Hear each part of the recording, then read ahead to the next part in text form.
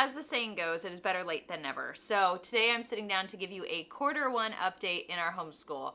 What things have been going well, what things have we been enjoying, what adaptations have we had to make, and what are our plans going into Q2.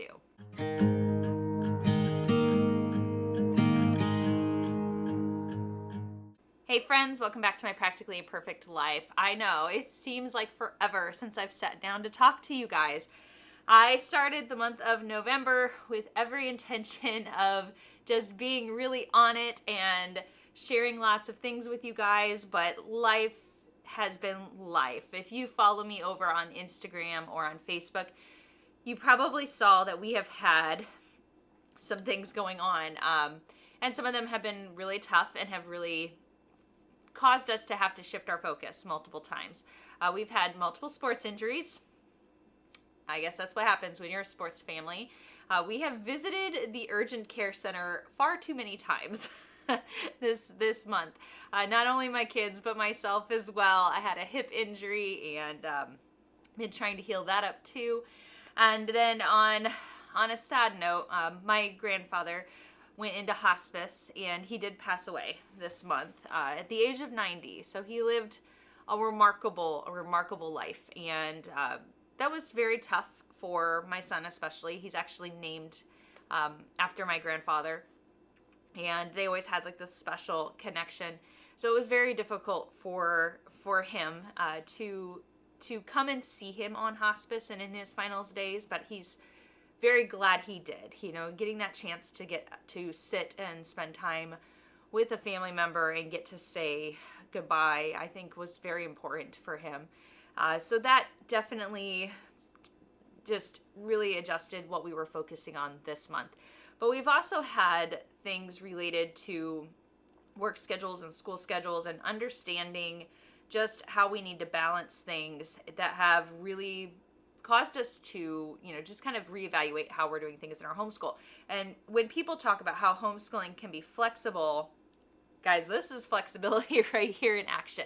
We have had to make changes pretty frequently in order to just work with the stuff that's going on in life. And if I can do nothing else in this update beyond encouraging you through difficult times that you can continue to homeschool, that you can continue to educate your kids, and your homeschool can still be successful. I mean, please take that away from this, because my kids are still learning. They're still doing really well. We will get through things this year. We will get a rhythm and a routine going again. It's just that sometimes life throws you curveballs, and sometimes you have to duck them, and sometimes you have to catch them and figure out how to throw them back, right? And so that's really what we've been doing this whole quarter. So to give you just a little bit of an idea, so we split our year up into quarters. So 36 weeks is kind of what our state requires. It requires us to do 180 days. So we split it up kind of more naturally into 9-week quarters. And we didn't start our school year until the week after Labor Day. We started the day after Labor Day for school. That is the latest we have ever started school. We used to start when all of the schools around us start, which was near the beginning of August. And we had always kind of flexed that. We figured that if we started early in August, we would get done earlier in the spring. We largely did that because at the time, both of my kids were golfing competitively.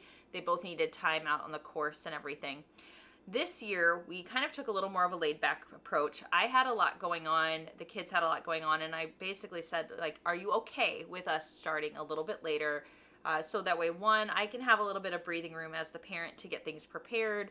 But then also, you guys can kind of wrap up the things that you're doing in summer. My daughter was working 2 jobs. My son was working a job. My daughter still had golf tournaments going on. And so we took a little more laid-back approach to getting started. Additionally, my oldest started doing dual enrollment classes, and her first class didn't actually start until October. So she got a chance to kind of ease into her senior year. She had just the classes that are the ones that I was assigning her to do, and then we added in her dual enrollment class, and that has been a huge learning curve, I think, for her in terms of how to balance the work and what is expected in that work, and also for me in terms of adjusting the other things that I'm giving her to do, because I don't want to overwhelm her, you know, as she's trying to get through her first course. And I think that has been just something that's been really helpful, us easing into that. I would definitely recommend that if you're doing dual enrollment classes with your teens, start with one. Like, let them baby step into it, get a feel for the college, for what the professors want, how to navigate the website. The school that she is going through for her dual enrollment, the website she has said is terribly confusing to get to learn. And there's lots of different links to lots of different places, and it takes a bit to understand where you go to get this, where you go to get that, finding ways to get things to feed from one part of the website to another, and links constantly taking you to different places. She says that that's been the most frustrating thing, is just feeling like it's inefficient in getting to what she needs and being able to, you know, pull up and work on multiple things at the same time. So that's definitely been a huge curve for her. And since I'm already on the subject, let's just kind of talk about how that class is going. So she is doing a writing class. She's pretty much wrapped up. I think she's got like one more week, and then she will have several weeks with no classes through the college before Christmas. We will be jumping in after Christmas with multiple classes. So she's going to do 2 8-week courses at a time. So these are accelerated courses, which means that the workload is quite high because they're taking a whole semester worth of schoolwork and they're combining it into an 8-week period. So the demands have been, well, high for her. There have been writing assignments every week, discussion board assignments to do. She has learned how to use, there's a website that they have to put their papers up on, and it's like an AI detector, and they have to pass with a certain level on the AI detector before they can submit their assignment. They also had to submit an assignment to like a writing tutoring page, so that she had to upload her paper, and someone reads it and gives her feedback, and then she has to make adjustments before she submits the assignment. So she's gotten a chance to learn how to use those different tools. The hardest thing for her is that, and this is, you know, when you hear about the college classes being a little bit biased, holy smokes, this class is incredibly, it's a perfect example of this. And that has been something that's been interesting as well and led to quite a lot of discussions. She had a very hard time for a couple of papers choosing a topic because, well, you know, her personal beliefs are very different from those presented in a lot of the reading assignments and the things that they were supposed to choose from to write about. And I'm really glad we chose to do this class now while she's at home. I think it's a great way for us to get a chance to actually sit down and talk about, well, what is it that we believe and why is it we believe that way? And talking about how you can adequately defend your position, because, you know, she's been very much wondering, well, do I need to change do I need to write as if I have a different point of view, or do I write with the point of view that I actually have? And so it's led us to this discussion on integrity, right? If you believe a certain way, then you should present the way you believe, but you need to back it up with evidence, and you need to write about it well. And that's what I told her. I said, you know what, I wouldn't care if you got a B in this class because the professor didn't like your point of view, as long as you wrote your best and you defended your position well. Well, she's getting an A in the class, so that's been really awesome for her to see that you can stick to your guns and you can stick to your beliefs, but you can still do really well, even if you're surrounded by people with an opposing point of view. So that has been a great experience, and I think it would have been much harder if she was doing this while she was away at college, when she didn't have, you know, the ability to sit down and like talk through it with us. So I'm really glad that we have done this one.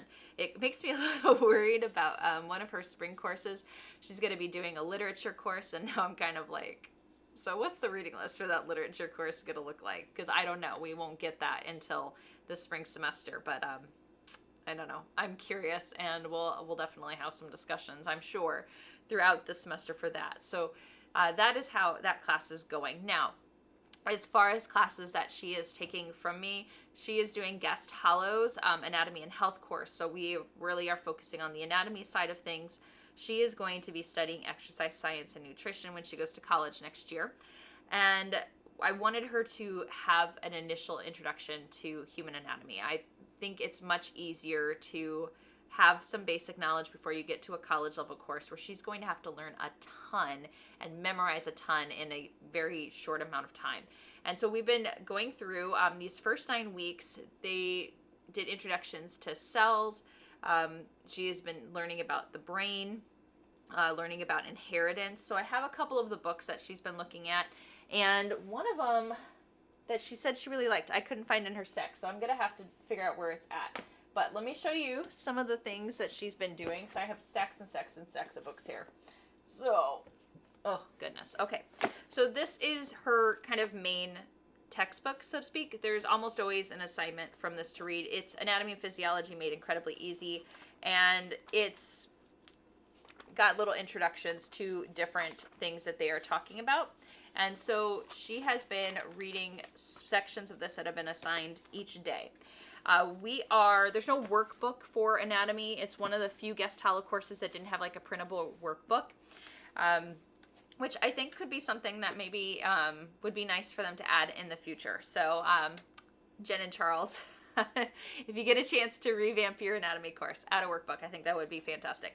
But what we are doing is we are doing narration journals. I love narration journals, especially for courses like this where it's not like like a textbook style curriculum. So she's reading a bunch of different books. She's watching videos. We're doing projects and things like that. And so how do I evaluate what she's learning? Well, I have her do a narration journal. So every week she has to write in about things that she is learning and things that she has found interesting. So that's what she's been doing. She's just been like writing in notes on things that she has found to be worth learning. Other books that we have been doing, one of them that is used kind of throughout the year is called Blood and Guts, and that's one that I got to figure out where she put it. But Blood and Guts is really, I would say, kind of like the activity guide, if nothing else. There are a lot of hands-on activities, and they're very simple to set up ones that come from that book. So things like how to dissect like a chicken bone, chicken thigh, like to be able to look at muscles, to look at ligaments, to look at bone structure. There are making models of different things. So, you making models of muscles so that way you can see how it is that they work and how they actually move your bones. So it's really kind of like the activity guidebook. I would say if your student really likes to do hands-on activities to help with their learning, definitely have that book when you're doing this course, because it has a lot of great things. And a lot of them I think could be adapted down for younger students too. So if you're trying to do like family style learning and your oldest needs to get a little more in depth, but you want an activity that you can do with all of your ages together, that is a great book to pull activities from, because they really, you could do those with younger students. They might not pull all of the same information out of it that your high schooler will, but they will definitely get some basic introduction to how the body works from it. So that's been one that she's been using. Another one that she's been using regularly is this Netter's Anatomy coloring book. So this is one, and hopefully it'll show up here so you can see. So these are ones that she's colored in, and I apologize if it's not going to focus really well. So she's got different pages in this book assigned on different days. And what she'll do is she'll read the page that has the information, and then she will color in the actual pictures. So she's been doing different things on different days. So let me kind of find a few that are in here for you to see. Oh, here we go. Okay, so like when she was talking about parts of the brain, and so that's one way to kind of just keep track of what she's been learning. Here's a great picture of like the skin, the layers of the skin. So they're incredibly detailed. So she's just got our nice set of colored pencils over there. She does the reading. She colors the pages that are assigned in the book, and it's just helping her to learn structures and memorize them.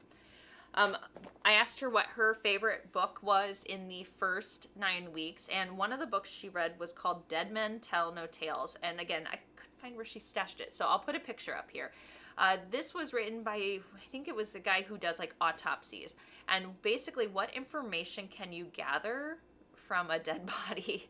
Which might sound a little bit morbid, but we also were very big fans when we did cultural geography of a book that was about, what was it called? It was called Eventful. It was about, I think it was the guy who does like autopsies. And basically what information can you gather from a dead body? Which might sound a little bit morbid, but we also were very big fans when we did cultural geography of a book that was about, what was it called? It was called Eventful. Of a book that was about Oh, I'm going to forget the title of it.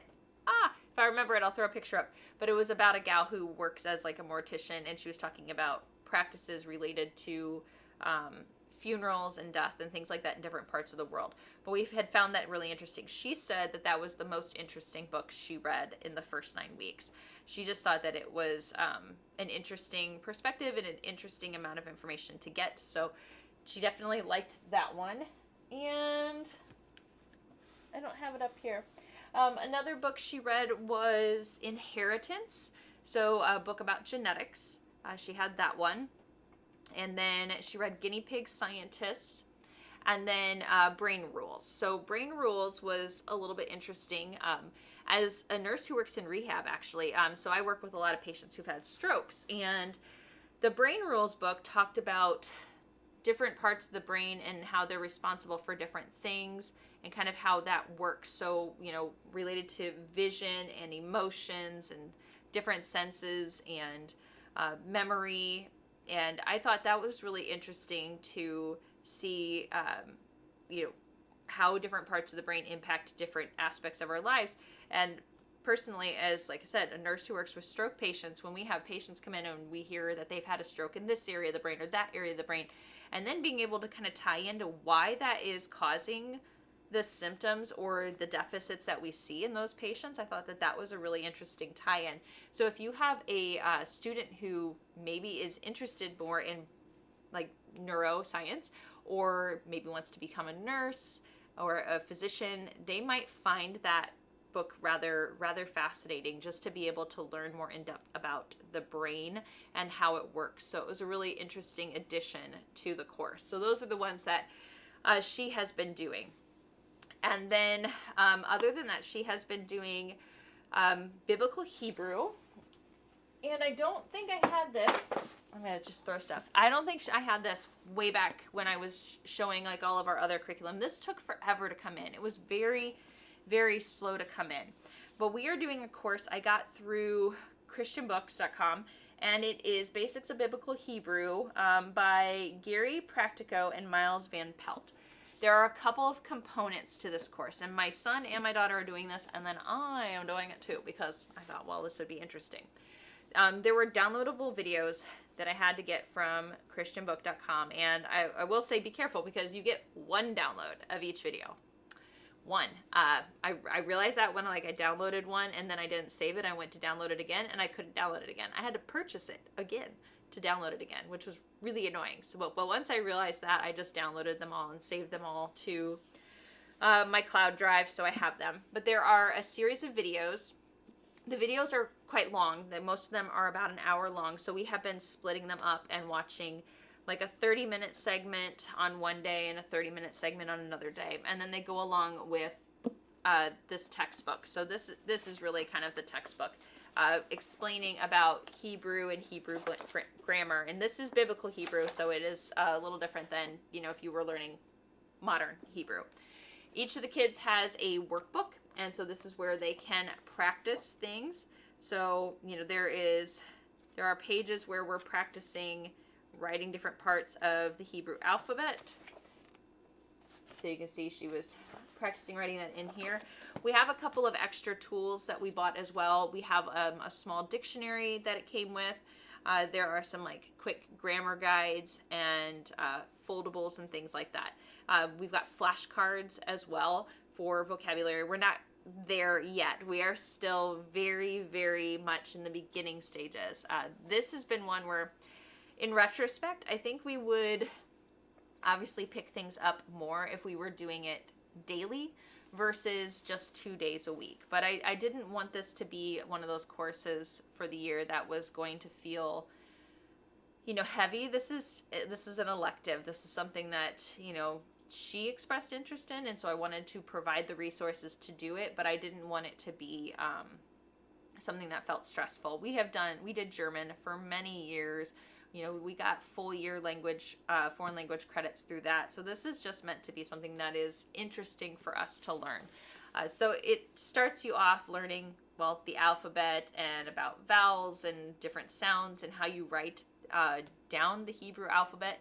And that's hard to learn. It's hard to memorize, and get it right, and then understanding the pronunciation in addition to seeing it differently. So that's definitely, I think that's been the hardest part, is the fact that, we're not looking at like normal words on a page and they're pronouncing it. We're looking at, well, what look like symbols to us, right? And then trying to remember what sound those represent. And so that has been a real challenge. So I don't think we're going to get super, super far with this year, but it'll be interesting to see what we can learn. And so we've just been taking this nice and slow and kind of a casual approach, but it's nice sometimes to just learn something simply because you want to learn about it, and not because you feel pressured to have to, do tests and assignments and grades and everything.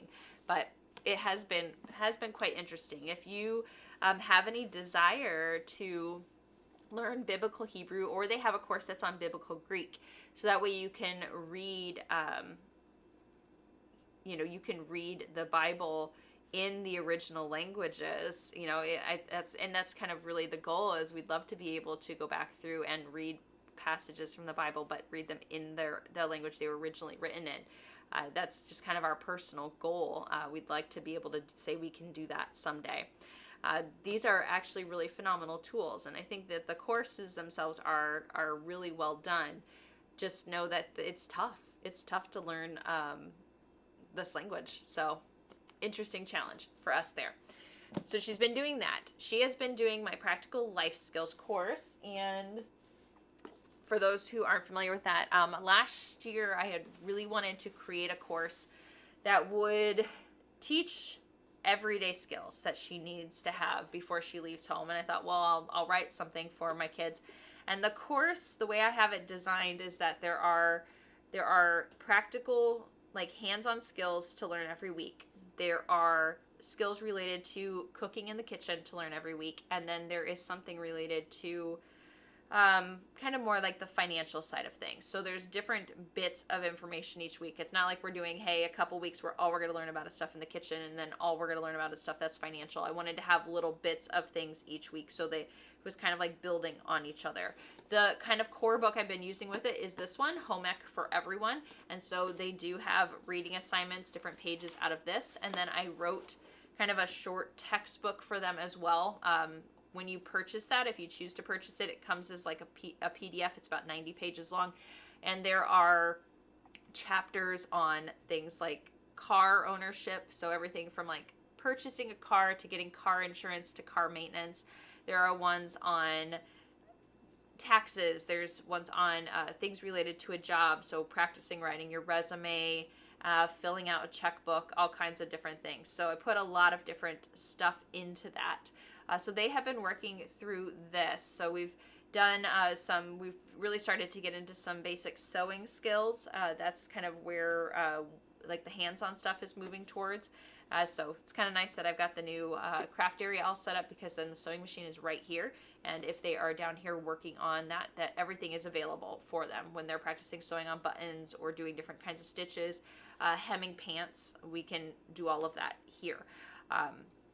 And then a lot of the stuff related to the kitchen, I will be honest, my kids, I think, already knew, but now they're kind of getting the why behind we do certain things, and then they're just practicing it a little more independently. And then the information, the financial information, a lot of that is new for them, so they're getting that for the first time. So that's been going well. I think it was a little weird for them initially to think that they were doing a course that their own mom wrote, but we had done that with unit studies before, so now they're kind of getting more in the swing of it. I think it's just kind of, it's weird when you know the person who wrote something. I think when you read it, you hear it in their voice, and so it's kind of like they're listening to me lecture to them a little bit, but it's been good, and it hopefully will help them both feel much more prepared for living on their own. So if you are interested at all in this course, I have a video where I talk about it. I will try to remember to link it down below for you. So if you want to just find out more about what is included in the course, and then my shop page is always linked in the description box. So if you want to pick up a copy of it, it's fairly inexpensive in my opinion. I mean, I think it is. And then the book is available on Amazon that goes along with it for like $10. So check that out if you are interested in an elective. It's designed to be done over one semester, but you could spread it out and do it over two. It includes a couple of final projects that they'll have to do at the end of the semester to wrap things up and kind of demonstrate what they've learned over the course of the semester. So we've been doing that, and then we do Bible studies. So we do one from Concordia Publishing House. Right now we're talking about the formation of the church. So God's plan unfolds the church from Nazareth to Nicaea. So every Monday, Wednesday, Friday, or 3 days a week, basically, they do one of the lessons from here. I had them each get a notebook, and then they read it, and there's questions like throughout the lessons. So to give you an example, like session 8, there's portions of the Bible they have to read, reading assignments, and then there's questions in here. And so they basically just have to answer those questions in their notebook. And I'm not sitting there and like judging whether or not their answer is perfectly right, perfectly wrong. I want to see that they're thinking about it and keeping track of things. So they write it in their notebook, and then I just review that to give them a grade on that. In addition, we do Bible studies. So we started off with Fighting with Faith in a study on the book of Philippians. So this is from Daily Grace Co. Both of my kids started off with the same one. On a lot of them, I got the men's and women's versions. So my son would be doing the men's version of the study, and my daughter's doing the women's version of the study. So that's the one we started with. So it takes you through the whole book of Philippians. And then the next one that we moved into is I Am Who Jesus Is Changes Everything. Now this one we started, but we are going to pause because we are going to be starting our Christmas devotion. So this one is 4 weeks? 4 weeks? No, 5. I think this one's 6 weeks. I can't remember. But either way, we've gotten a couple of weeks into it, but we will, the first week of December, we will pause it, and then we will do our Christmas Advent devotion. And then after we finish the Advent devotion, we'll come back to this. So I hate to like do that kind of an interruption. I'd prefer to like work through things, but Advent, right? We're going to switch gears. So that is what we're going to do. And let me show you the Advent study. Hold on. All right. So for these, I did pick up 3 copies. I got the men's version for my son, and then women's version for my daughter. And then I picked up an extra women's version for myself, and they're quite pretty. And these are pretty hefty this year. Like, I feel like this is a lot longer than the Advent study books we've had in past years. I'm not sure why. I mean, we'll see as we get into it. So the way that this is set up is in 4 weeks. For day 1 on these weeks, they have it just listed as a candle lighting and a memory verse. So lighting the Advent wreath candle, and then a verse to memorize. Now, we'll have an Advent wreath, and and we light those candles. But what I'll probably have them do then is Monday through Friday, I will have them do days 2, 3, 4, 5, and 6, which have new material on there. So day 1 won't really be like assigned. We will just light that, on Sunday, and we'll have that for the week. I'll have them do the daily devotions for days 2 through 6 each week. And then what we'll do is on the weekend, we'll do the reflection page together. So it's a chance for us to all look back at what we've written throughout the week and talk about it and fill out our reflection pages. And so it is set up to go, the first 3 weeks are set up like that. Week 4 just has 4 days worth of assignments, but that works out because we'll be getting right up to Christmas, and we'll have shorter weeks then anyways. There's a whole bunch of extra stuff in the back too. So we will probably take a look at that. They always have extras in the beginning and at the end. But I've always liked the Daily Grace Co. Advent studies. I feel like they are really well done. They always include scripture memory. They have reading passages to do. They've got lots of like kind of bonus info to help with understanding. And they're beautiful books. It's probably too late to get the sets for this year, but if you are interested, you can look at them for next year. They have family packs, which is what I have gotten in past years, where it includes like a book for younger children. It has a family devotion usually, so something that you can do with your whole family with multiple ages. And then if you have older kids, I would say from middle school on up, you can definitely do the adult devotions with them. I feel like, middle schoolers can still get a lot out of this. high schoolers for sure can, or even if you only have young children, you could do these ones. You and like your husband could do these ones, and then you could do the family devotions with your kids. But I feel like they always have interesting information. They've also had like ornaments that you can get where if you want to do a tree kind of related to the study, an Advent tree, you can do that too. We didn't get all of that this year because, you know, my kids are older, but we have in the past and had always quite enjoyed it. So that is kind of what we're going to be doing for quarter 2. Then we'll switch gears and do that. So that's pretty much my daughter. Now on my son's side of things, we had a tough quarter in terms of getting and staying motivated. Now I will blame myself for that a bit because I have not been kind of consistent in providing that push and that motivation. I have talked way too much this fall about all of the stuff that's going on. And I hate to use that as an excuse, but that's just really what happened is like I had a lot and mentally I was checking out far too often. So that really impacted him. My son's just one who he needs you to kind of always be on him and always be pushing him, or he will let things slide. And it's just because he's got kind of that ADD brain like I do, and it just happens. So I definitely in quarter 2 have to be much more consistent with him. I feel like I'm going to be able to. I'm changing my work schedule. Yeah, for those of you who were like, yeah, your work schedule is insane. I'm changing it. And I'm dropping down work hours significantly in order to better focus on things at home. So just know that is happening.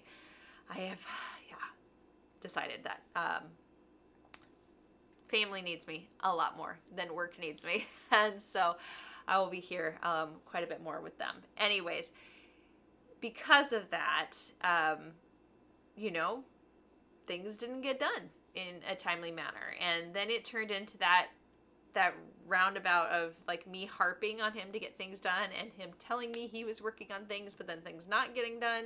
And then I would harp some more. And then, it'd be like, okay, well then we're going to take away this privilege and all of that. And it started to get really frustrating. So finally we did a day where it was like, okay, we're going to do a reset. Let's just go through. Let's see where we're at with everything. And let's start from that point. Wherever you're at, we're not going to say, okay, well, you need to catch up and be at this point at this time. Let's get everything caught up. Let's make sure we've gotten through everything that we should have had done, that we've understood it, and then let's pick up from there. And so it did put him behind in some things. I know behind's a relative term. Behind in terms of where I thought we would be at the end of the first quarter.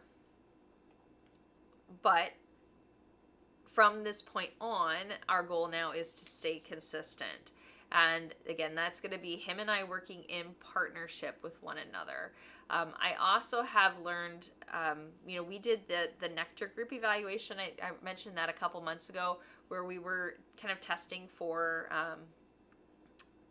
it kind of looks at like how you process different things, and it was like an academic focused test because we already knew, that we were dealing with ADD because, well, we are, but it was how does that impact us academically and how can we change approaches to things to help make him more successful. And he actually tested extremely high in like lots of areas of processing, like reading and writing, visual understanding. But the biggest one was the biggest learning curve was that he had issues with auditory processing. So if I'm writing things out for him and he's reading that and then following that, great. If I'm sitting there and telling him things, it's going in one ear and literally going out the other. He's not catching it and retaining it and then processing it and then being able to prioritize and remember those tasks. So that was really interesting, and it explains a lot about why I would feel like, hey, I'm sitting here and I'm giving him instructions, and then hours later going, well, why didn't you follow my instructions? And it's because the way that he processes information is different than how I was giving the information. And I was like, it was, light bulb, boom. So I've had to change how I'm giving information and how I'm tracking things, working on using some different tools, kind of even just beyond the planner. Planner, we're using some digital planning tools, some ways that he can have some reminders that will pop up on the computer or on his phone to help him remember that he's got certain tasks he needs to do.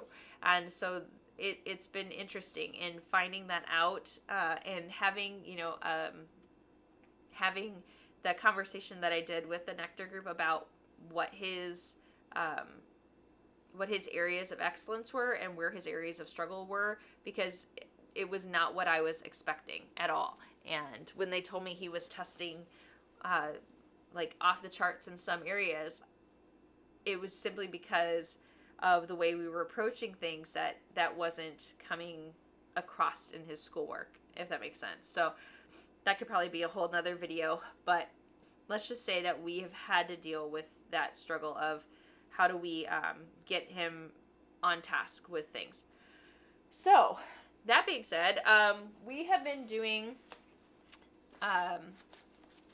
we've been doing our Saxon math with Nicole, the math lady. I have a video kind of talking about that already, so I won't go into that in too much detail. Needless to say, we enjoy her videos.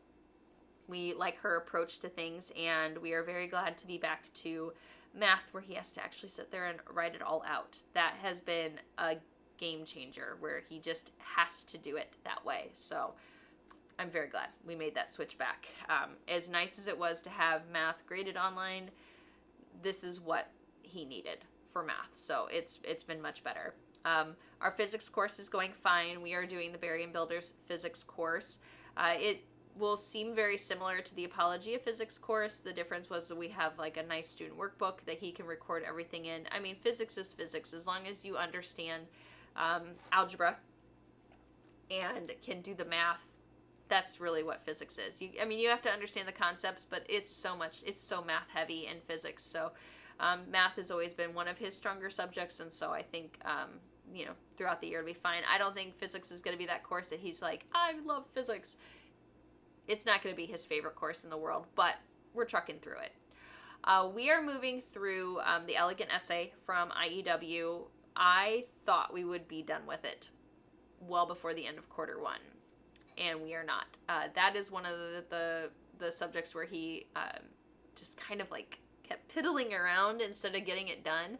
And I'm like, no, we really need to get through this because we really need to continue working on building your essay writing skills. And so we are just going to continue trucking through that into quarter two.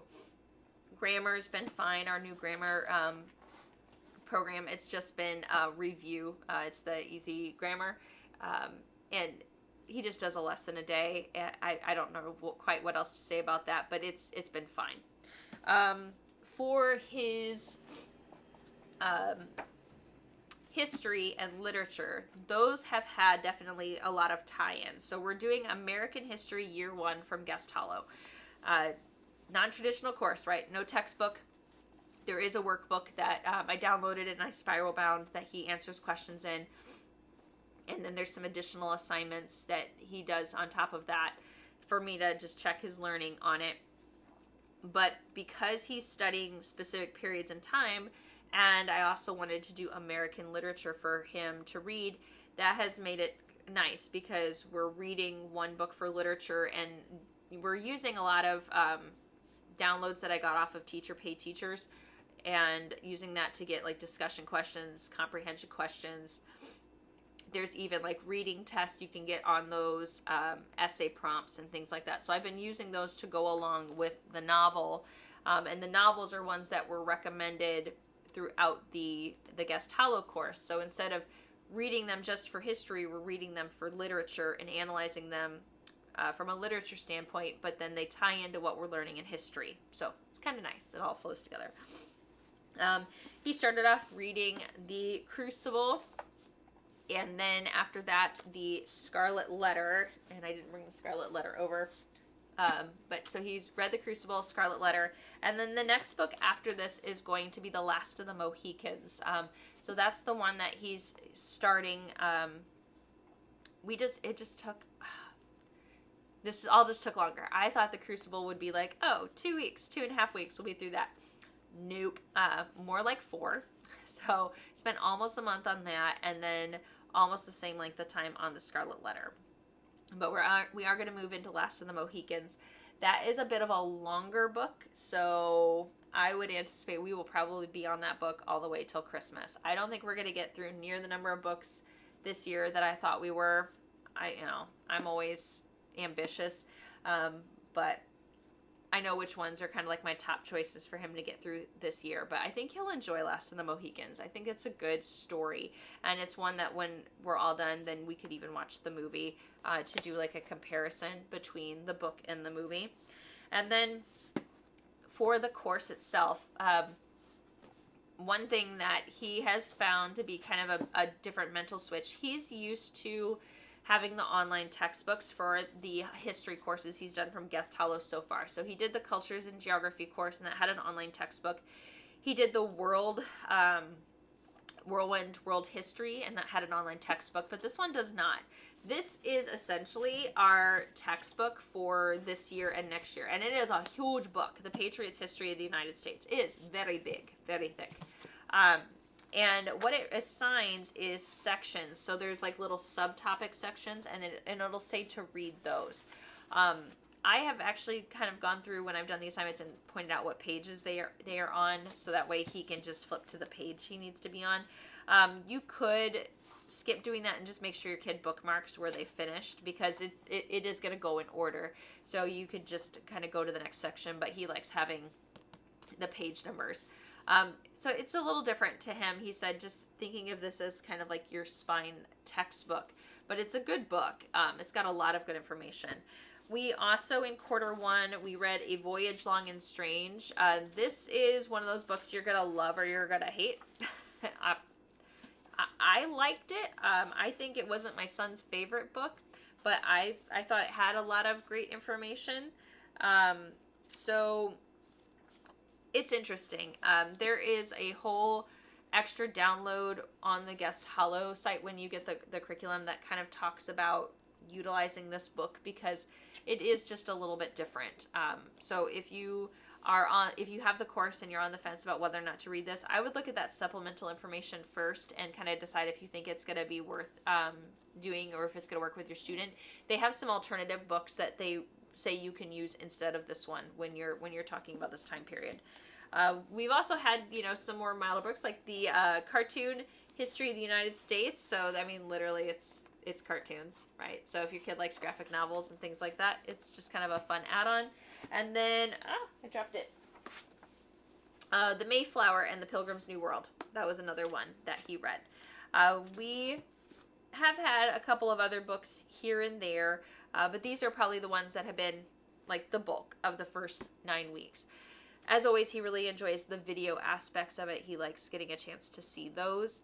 The workbook pages, he's just done those as he's done the reading, and I did not do a narration journal for him. I thought about doing one, but I figured since we were already doing so much writing related to some of the novels that he's reading from these time periods, and we've got the workbook, and we've got some of the extra activities that we've been doing, I figured that was probably enough for him. He's got a lot of different subjects that he's balancing, and so I was trying to kind of be mindful of not doing too much. Plus he's working as well and learning how to balance a job again. He worked a few hours at a time last year, but he's definitely working more this year, because now he's helping to pay for his car expenses, and so he is also having to learn how to appropriately balance his day and leveraging his days off to get more done and stay caught up on like writing papers and studying for tests and everything. But I think it's a good skill to learn. Anyways, that is our Q1 homeschool update. Some interesting things that we've been learning about and reading, some adaptations we've had to make. Of course, we're not on schedule, but we're never on schedule. So Q2 will take us all the way through December, and probably actually into the first 2-3 weeks of January. And that's okay. we will make that all work. We are going to take the whole week of Thanksgiving off because I need that week. I told the kids, I said, one, that's Christmas decorating week. We're hosting family.